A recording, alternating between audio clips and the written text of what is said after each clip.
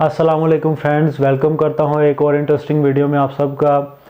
कभी ना कभी तो आपके जहन में ये ख्याल आया होगा कि जिस मुल्क में हम रहते हैं उसकी गवर्नमेंट काम कैसे करती है, वो कौन सी ऐसी बॉडीज़ हैं जो मिलके गवर्नमेंट को बनाती हैं और कंट्री के अफेयर्स को चलाने में मदद करती हैं।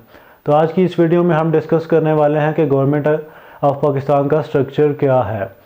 गवर्नमेंट ऑफ पाकिस्तान बेसिकली आप 3 ब्रांचेस में इसे डिवाइड कर सकते हैं। सबसे टॉप पे हमारे पास होती है एग्जीक्यूटिव ब्रांच, सेकंड नंबर पे है हमारे पास पार्लियामेंट और थर्ड नंबर पे मोस्ट इम्पॉर्टेंट जो बॉडी है वो है जुडिशरी। सबसे पहले हम डिस्कस करने वाले हैं एग्जीक्यूटिव ब्रांच को, लेकिन इस छोटी सी ब्रेक के बाद।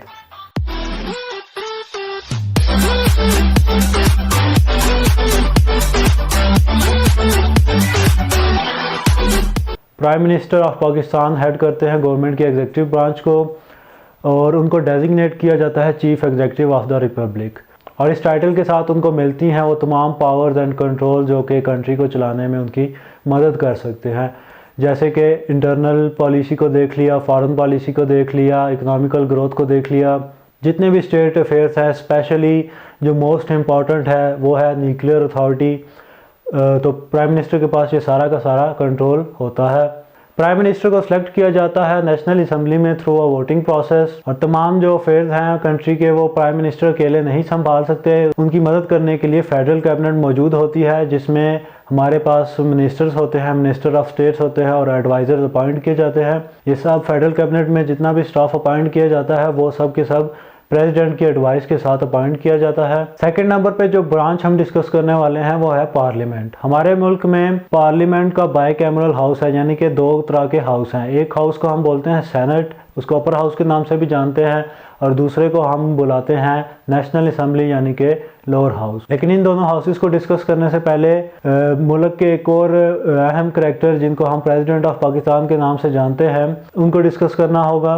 President of Pakistan ceremonial head of the state होते हैं और civilian commander in chief of the Pakistan arm forces भी हैं। कॉन्स्टिट्यूशन के मुताबिक प्रेसिडेंट ऑफ पाकिस्तान के पास बहुत सी पावर्स हैं, जैसे कि बहुत से केसेस में प्रेसिडेंट जो है वो माफ़ी दे सकते हैं। इसके अलावा full control of Pakistan arm forces president के पास है, और जितनी भी अपॉइंटमेंट होती हैं हायर लेवल पे आर्म फोर्सेस के अंदर वो president prime minister of Pakistan के मशावरत के साथ ही तय करते हैं। इसके अलावा जितने भी स्टेट के इम्पॉर्टेंट मैटर्स होते हैं prime minister of Pakistan president को उनके बारे में आगाह रखते हैं। लेकिन इन सब पावर्स के बावजूद कॉन्स्टिट्यूशन जो है प्रेसिडेंट को प्रिवेंट करता है कि वो डायरेक्ट कंट्री के अफेयर्स को रन नहीं कर सकते। वो प्राइम मिनिस्टर के साथ मशावरत तो कर सकते हैं, लेकिन उनको डायरेक्ट खुद रन नहीं कर सकते। अब हम बात करने वाले हैं सेनेट के बारे में, जो पार्लियामेंट का एक अहम एलिमेंट है। सेनेट को हम अपर हाउस के नाम से जानते हैं और ये एक लेजिस्लेटिव बॉडी है जिसकी तमाम सूबों में इक्वल रिप्रेजेंटेशन होती है। इसके अलावा फेडरली एडमिनिस्ट्रेटिव ट्राइबल एरिया और इस्लामाबाद कैपिटल टेरिटरी में भी इसकी रिप्रेजेंटेशन मौजूद है। चेयरमैन सेनेट कॉन्स्टिट्यूशन के मुताबिक अगर प्रेसिडेंट ऑफ पाकिस्तान किसी भी वजह से अपना टेन्योर पूरा नहीं कर पाते तो चेयरमैन सेनेट जो हैं वो उनकी जगह एक्टिंग प्रेसिडेंट रह सकते हैं अनटिल नेक्स्ट प्रेसिडेंशियल कैंडिडेट उनकी जगह फिल कर ले। मुल्क में जितने भी लॉज और बिल्स पास किए जाते हैं वो नेशनल असम्बली या फिर सेनेट इनिशिएट कर सकती है, लेकिन फाइनेंशियल बिल के केस में सेनेट को इख्तियार हासिल नहीं है। फाइनेंशियल बिल जैसे कि बजट हो गया सिर्फ नेशनल असम्बली ही इनिशिएट कर सकती है या फिर पास कर सकती है, और नेशनल असम्बली की तरह सेनेट को डिसॉल्व नहीं किया जा सकता। नेक्स्ट हम डिस्कस करने वाले हैं नेशनल असम्बली ऑफ पाकिस्तान को। नेशनल असम्बली को हम लोअर हाउस के नाम से भी जानते हैं, और यहाँ पर जो सीट्स एलोकेशन होती है वो पॉपुलेशन की बेस पे होती है। मतलब जिस प्रोविंस की सबसे ज़्यादा आबादी है उसको नेशनल असम्बली में रिप्रेजेंटेशन भी ज़्यादा मिलेगी। इसके अलावा फेडरली एडमिनिस्ट्रेटिव ट्राइबल एरिया और इस्लामाबाद कैपिटल टेरिटरी की भी अपनी रिप्रेजेंटेशन है नेशनल असम्बली में। नेशनल असम्बली के जो मेंबर्स हैं वो पार्लियामेंट्री टर्म जो कि 5 साल की होती है उसको सर्व करते हैं, अनलेस के नेशनल असम्बली को डिसॉल्व कर दिया जाए या फिर कोई कैंडिडेट अपना जल्दी रिजाइन कर दे या फिर उसकी डेथ हो जाए। चूंकि पाकिस्तान में ज़्यादातर आबादी मुसलमानों की है, इसलिए 95% of the national assembly seats जो हैं वो मुसलमानों को एलोकेट की जाती हैं। इसके अलावा 5% सीट नॉन मुस्लिम, जिसमें हम इंक्लूड करते हैं हिंदूज़ को, सिख्स को और क्रिश्चियंस को, उनके लिए एलोकेट किए जाते हैं। और इसके अलावा 50 सीटें खवातीन के लिए भी मुख्तस हैं। थर्ड नंबर पे मुल्क का जो अहम ब्रांच है जिसके बगैर गवर्नमेंट नहीं चल सकती वो है अदलिया की ब्रांच, जिसमें हमारे पास टॉप पे आती है सुप्रीम कोर्ट। इसके बाद हमारे पास प्रोविंशियल लेवल पे और डिस्ट्रिक्ट लेवल पे कोर्ट्स हैं। देन हमारे पास सिविल एंड मैजिस्ट्रेट कोर्ट्स हैं। इसके अलावा कुछ स्पेशल कोर्ट्स बनाई जाती हैं और ट्राइब्यूनल बनाए जाते हैं प्रोविंशियल लेवल पे, जैसे कि सर्विसेज कोर्ट्स हैं, income tax and excise courts हैं, बैंकिंग कोर्ट्स हैं, ट्रैफिक कोर्ट्स हैं, काउंटर टेररिज्म कोर्ट्स हैं। इसके अलावा बैंकिंग सेक्टर को मेंटेन करने के लिए भी अलहदा से कोर्ट्स मौजूद हैं और ये सारी जो एक्स्ट्रा कोर्ट्स हैं ये हर सूबे में मेंटेन करके रखी हुई है। सबसे पहले जो टॉप पे है हमारे पास सुप्रीम कोर्ट है। सुप्रीम कोर्ट के जो चीफ जस्टिस हैं वो प्रेसिडेंट अपॉइंट करते हैं और इसके अलावा जो सुप्रीम कोर्ट में जजेस होते हैं वो चीफ जस्टिस की मुशावरत के साथ प्रेसिडेंट ऑफ पाकिस्तान अपॉइंट करते हैं और ये तमाम जजेस 68 ईयर्स की एज तक सुप्रीम कोर्ट में सर्व कर सकते हैं। नेक्स्ट हमारे पास है फेडरल शरीयत कोर्ट ऑफ पाकिस्तान। ये भी एक इम्पॉर्टेंट कोर्ट है जो कि डिटरमिन कर सकती है या फिर एग्जामिन कर सकती है कि पाकिस्तान के लॉज जो हैं वो शरिया कंप्लायंट हैं कि भी नहीं। अगर ऐसा कोई लॉ निकल आता है जो शरीयत के मुताबिक नहीं है तो फिर पाकिस्तान गवर्नमेंट की जिम्मेदारी होती है कि उसमें प्रॉपर अमेंडमेंट करके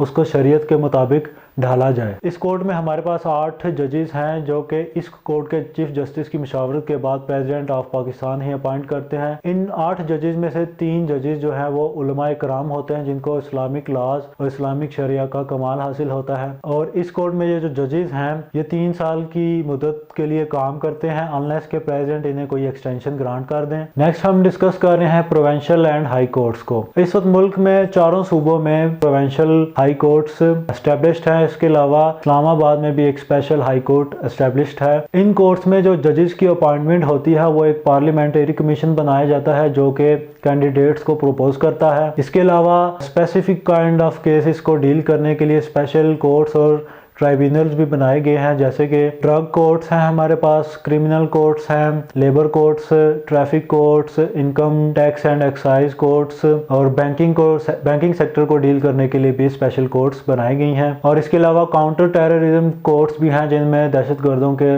केस की समाअत की जाती है। इन तमाम कोर्ट से अपील हाई कोर्ट्स को मूव की जा सकती है लेकिन लेबर कोर्ट्स के केस में और ट्रैफिक कोर्ट्स के केस में ऐसा नहीं होता। उनका अपना एक स्पेशल बेंच होता है जो कि अपील की समाअत करता है। नेक्स्ट हमारे पास है अबसमन या मुहतसिब के नाम से भी हम इसे जानते हैं।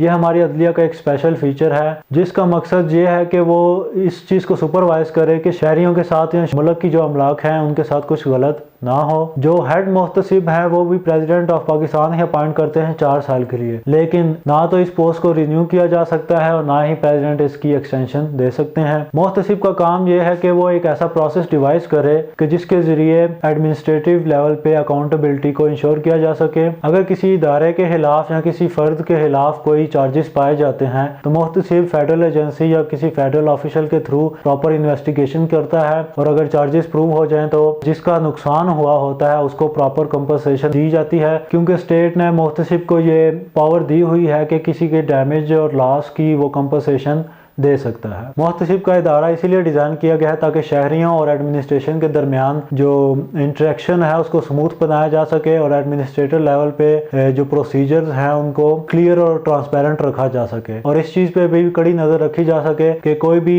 ऑफिशियल जो है चाहे वो लो लेवल पे है या हाई लेवल पे है अपनी पावर का मिसयूज़ ना कर सके। तो ये था गवर्नमेंट ऑफ पाकिस्तान का स्ट्रक्चर। मैं फिर से इसकी 3 मेन ब्रांचेस रिवाइज करता हूँ।